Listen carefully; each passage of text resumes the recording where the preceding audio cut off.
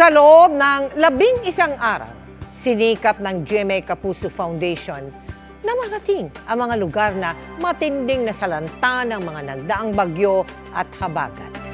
Naisa katuparan natin yan dahil sa inyo at sa mga donors, mga sponsors, mga partners at volunteers at Kapuso artists na naging kaagapay natin sa Operation Bayanihan. Mahigit 80,000 individual ang ating natulungan.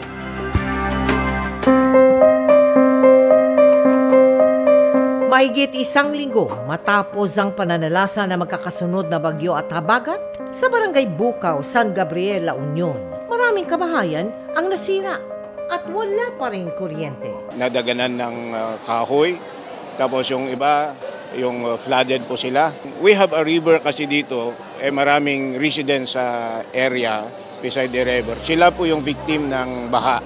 Nung umating gabi na, lumakas yung ulan, lakas pa ang hangin, parang hipo-hipo na umiikot. Lahat ng mga gamit namin sa loob, nabasa.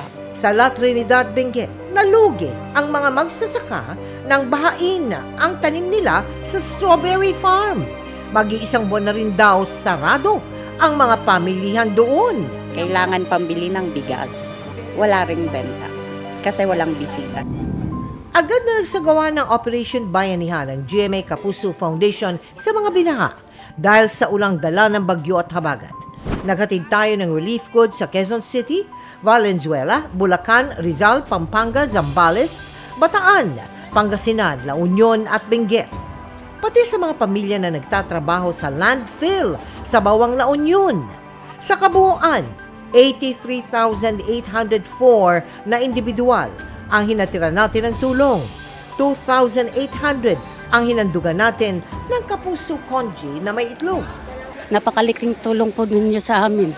Maraming salamat po sa GMA Foundation kasi marami kayo natutulungan talaga. Maraming salamat sa lahat na nagtiwala at suporta sa aming Operation Bayanihan. At sa mga nais pang magpaabot ng tulong, maaari po kayo magdeposito sa aming mga bank accounts o magpadala sa Cebuana Lulier. Pwede ring online via GCash, Shopee, Lazada, Globe Rewards at Metrobank Credit Card.